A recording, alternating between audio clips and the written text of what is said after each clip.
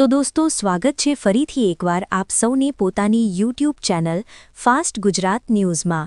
તો દોસ્તો આજના વિડીયોમાં તમારા સૌ માટે સૌથી મોટી ખુશખબર લઈને આવ્યો છું, કારણ કે દોસ્તો તમને ખબર જ હશે કે 2000નો 22મો હપ્તો થોડા દિવસમાં હવે તમારી પાસે આવવાનો છે, પરંતુ એના પહેલાં પણ એક મોટી અને મહત્વપૂર્ણ ખુશખબર તમામ ખેડૂતો માટે આવી ગઈ છે, કારણ કે દોસ્તો હવે તમને 2000 રૂપિયાની સાથે 1 લાખ રૂપિયાની સહાય પણ મળવાની છે। દોસ્તો આ વાત તો હું હવામાં નથી કરી રહ્યો, ઘણા બધા લોકો એવા છે જેમને આ સહાય હેઠળ 1 લાખ રૂપિયા સુધીની સહાય છે તે મળી છે, અને દોસ્તો હવે તમે પણ મેળવી શકો છો। આના માટે તમારે કઈ કામગીરી કરવાની છે તેના વિશેની તમામ ખેડૂતો માટે સૌથી મોટી માહિતી હું આપ સૌ માટે લઈને આવ્યો છું। દોસ્તો આ યોજનાનું નામ છે મુખ્યમંત્રી પાક સંગ્રહ માળખા યોજના।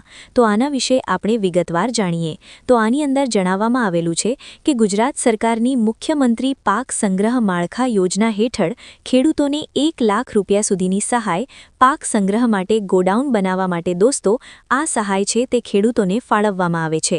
દોસ્તો તમારા બધાના જેવા કે પ્રશ્ન છે કે કોણ અરજી કરી શકે છે, તેની અંદર 100% સત્ય છે કે પછી 50%, કઈ રીતે તમને સહાય મળવાપાત્ર થશે અને અરજી ક્યાંથી અને કેવી રીતે તમારે કરવાની રહેશે, બધી જ માહિતી દોસ્તો આજના વિડીયોમાં હું તમને સૌને જણાવવાનો છું। વિડીયોને જરા પણ સ્કીપ ના કરતા, નહીં તો તમે આ માહિતીથી વંચિત રહી જશો અને તમને સરખું સમજાશે પણ નહીં, અને તમને ખબર હશે દોસ્તો કે અધૂરું જ્ઞાન છે તે તમારા માટે ખતરનાક સાબિત થઈ શકે છે। એટલા માટે દોસ્તો આ વિડીયોને જરાક પણ સ્કીપ ના કરતા, નહીં તો તમે આ માહિતીથી વંચિત રહી જશો। તો દોસ્તો જેવું કે તમને આગળ જણાવીએ તો મુખ્યમંત્રી પાક સંગ્રહ માળખા યોજના ગુજરાત સરકારની મહત્વપૂર્ણ યોજના છે। આ યોજનાનો મુખ્ય હેતુ છે કે દોસ્તો ખેડૂત પોતાનો પાક છે તે સુરક્ષિત રીતે સંગ્રહ કરી શકે, બજારમાં ભાવ ઓછો હોય ત્યારે વેચાણ ન કરવું પડે, પાક બગડે નહીં અને નુકસાન ઓછું થાય।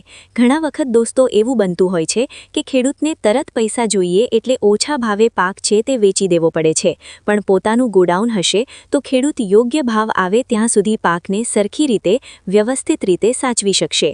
તેના જ માટે સરકાર દ્વારા આ 1 લાખ સુધીની સહાય છે દોસ્તો તે આપવામાં આવે છે। દોસ્તો હવે આની અંદર સૌથી મહત્વની વાત કઈ છે તમને જણાવીએ તો કુલ ખર્ચના 50% અથવા તો વધુમાં વધુ 1 લાખ રૂપિયા સુધીની સહાય છે, જે બંનેમાંથી ઓછું હોય તે તમને મળવાપાત્ર થશે। દાખલા તરીકે તમને જણાવીએ દોસ્તો તો ગોડાઉન બનાવવાનો ખર્ચ છે તે તમારે 2 લાખ રૂપિયા જેટલો આવતો હોય ને તો 50% એટલે કે 1 લાખ રૂપિયાની રકમ છે તમને મળવાપાત્ર થાય છે, અને જો ખર્ચ છે તે 1,50,000 આવે તો 50% એટલે કે 75,000ની સહાય છે તે ખેડૂતોને મળવાપાત્ર થાય છે। અને આ મહત્વની વાત દોસ્તો તમને કહું ને તો આની પહેલા બજેટની પહેલા રકમ છે ને દોસ્તો તે 75,000 રૂપિયા જ હતી, પરંતુ હવે તેને વધારીને સરકારે 1 લાખ રૂપિયા કરી નાખી છે। એટલે ખેડૂતો માટે સૌથી મહત્વની બાબત એ થઈ છે દોસ્તો કે આ સહાયની રકમની અંદર ખેડૂતોને મદદ મળી રહે, તેના માટે આ સહાયની રકમમાં પણ સરકારે વધારો કર્યો છે, અને ઘણા બધા લોકોએ આનો લાભ ઉઠાવ્યો છે। દોસ્તો એવું નથી કે હું આ ફેક વિડીયો બનાવી રહ્યો છું કે ખેડૂતોને કાંઈ પણ લાભ આપવામાં આવશે નહીં, ઘણા બધા તમે જોજો ખેડૂતોને લાભ મળ્યા જ છે આની અંદર, અને ઘણા બધા એવા ખેડૂતો છે જેમને ખબર હશે દોસ્તો કે આની પ્રોસેસ કેવી રીતના થતી હોય છે। તો આની અંદર વધારેમાં તમને જણાવીએ દોસ્તો તો સરકારની શરત મુજબ ઓછામાં ઓછું 330 ચોરસ ફૂટ સંગ્રહ માળખું હોવું જોઈએ, પાક, બીજ, ખાતર વગેરે તમે રાખી શકો છો આની અંદર, અને મજબૂત અને ટેકનિકલ ધોરણ મુજબ બનાવવું પડશે, અથવા ગામમાં નાનું ગોડાઉન કે સ્ટોરેજ રૂમ બનાવો, અને સહાય છે તે તમે આ બાબતે પણ મેળવી શકો છો।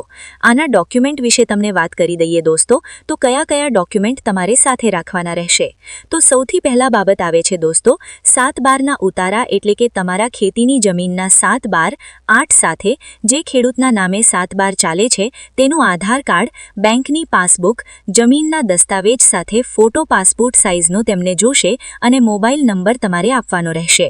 ત્યારબાદ દોસ્તો અરજી તમારે ક્યાં કરવાની રહેશે આ બાબતે તો તાલુકા કૃષિ કચેરી અથવા તો તમે ઓનલાઈન અરજી આઈ ખેડૂત પોર્ટલ છે તેની વેબસાઇટ ઉપર કરી શકો છો। ગમે તે જગ્યાએ ઓનલાઈન કામ કરતા હોય ત્યાં સાયબર કાફેમાં, CSC સેન્ટરમાં કે ગામના VC પાસે તમે આ બાબતે અરજી કરાવી શકો છો। આ પહેલા મંજૂરી લેવી છે દોસ્તો તે જરૂરી છે, પહેલા ગોડાઉન બનાવી દીધો અને પછી અરજી કરી તો તમારે સહાય છે તે તમને મળવાપાત્ર થશે નહીં। સૌથી પહેલા તમારે મંજૂરી લેવાની છે દોસ્તો, અને ત્યારબાદ બાંધકામ છે તે તમારે ચાલુ કરવાનું છે. તો જ આ સહાય છે દોસ્તો તે તમને મળવા પાત્ર થશે. અને સાથે દોસ્તો આનો લાભ છે તે કયા કયા ખેડૂતો લઈ શકે છે તેના વિશે વિશેષ વાત કરી દઈએ તમને. તો નાના ખેડૂતો, સીમિત જમીન ધરાવતા ખેડૂત છે અને વ્યક્તિગત ખેડૂત છે જે પોતે ખેતી કરે છે અને નાના ખેડૂત છે તેવા ખેડૂતો આનો લાભ છે દોસ્તો તે મળવા પાત્ર તેમને થશે. સાથે દોસ્તો આ યોજનાનો મોટો ફાયદો તમને જણાવી દઈએ કે મોટો ફાયદો કયો છે આ બાબતનો. તો પાક બગડતો નથી, પાકનો બચાવ થાય છે અને સાથે યોગ્ય ભાવે વેચાણ. તમારે જ્યારે ભાવ સારા મળે ત્યારે તમે તેને વેચી શકો છો પાકને, અથવા તો તેને સ્ટોરેજ કરી શકો છો તે માળખાની અંદર. સાથે આવકમાં વધારો તમારે થાય છે. જો આ બાબતનું તમારી પાસે હોય પાક સાચવવાનું, તો તમારે યોગ્ય ભાવ મળે ત્યારે તમે વેચો તો તમને યોગ્ય બજાર ભાવ છે તે મળે છે અને તમારી આવકમાં પણ વધારો થાય છે અને પોતાના ખેતરમાં સ્ટોરેજની સુવિધા છે તે પણ ઊભી થાય છે. મિત્રો આ યોજના ખરેખર ઉપયોગી છે તમારા સૌ માટે, ખાસ કરીને કપાસ, ઘઉં, મગફળી, ચણા જેવા પાક માટે આ યોજના છે તે બેસ્ટ છે. એટલા માટે જે કોઈ પણ ખેડૂતો છે જે આ યોજનાનો લાભ લેવા માંગતા હોય ને, હું તો કહું છું અત્યારે જ અરજી કરી નાખો. સૌથી પહેલા મંજૂરી લો, ત્યારબાદ છે તે તમે બાંધકામની કામગીરી ચાલુ કરો. મંજૂરી મળી ગયા બાદ સૌથી મોટી ભૂલ ઘણા લોકો એ કરતા હોય છે દોસ્તો કે મંજૂરી વગર કામ શરૂ કરી દે છે. ત્યારબાદ તેમને પછતાવાનો વારો આવે છે કારણ કે સહાય છે તે મંજૂર થતી નથી અને તમે અવળું મોટું કામકાજ ચાલુ કરી દીધું અને હવે પૈસા તો પૂરા થઈ ગયા. એટલા માટે ઉતાવળ ન કરવી જોઈએ. સૌથી પહેલા તમારે મંજૂરી લેવાની, ત્યારબાદ તમારે આ બાંધકામ છે દોસ્તો તે ચાલુ કરવાનું.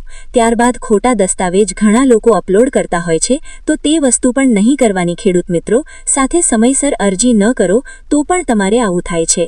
જો તમે અથવા તમારા પરિવારમાં કોઈ ખેડૂત છે તો આ માહિતી તમે જરૂરથી એ લોકો સાથે શેર કરો જેથી તેમને ખબર પડી શકે દોસ્તો કે આ યોજના છે તેના હેઠળ ઘણા બધા ખેડૂતો છે તેમને લાભ મળ્યા નથી.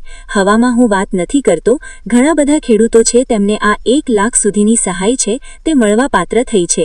જો તમે અથવા તો તમારા પરિવારમાંથી કોઈ પણ ખેડૂત છે તે આ અરજી કરવા માંગે છે તો જરૂરથી આઈ ખેડૂત પોર્ટલ ઉપર તમે આના વિશે અરજી કરી દો અથવા તો ગ્રામ સેવકનો સંપર્ક કરીને આના વિશે માહિતી પણ તમે મેળવી શકો છો કે આની અંદર કઈ રીતની પ્રોસેસ હોય છે.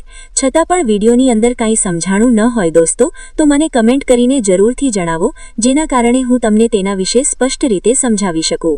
આશા કરું છું દોસ્તો કે આપ સૌને આજની આ મહત્વપૂર્ણ માહિતી છે તે પસંદ આવી હશે. જો પસંદ આવી હોય તો વિડીયોને લાઇક કરવાનું ભૂલતા નહીં.